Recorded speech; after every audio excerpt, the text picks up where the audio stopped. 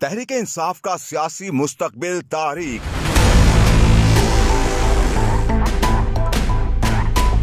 सानह 9 मई के मुल्ज़िमान का मुस्तकबिल क्या? वफाकी वज़ीर दाखिला ने बंद पटारी खोल दी।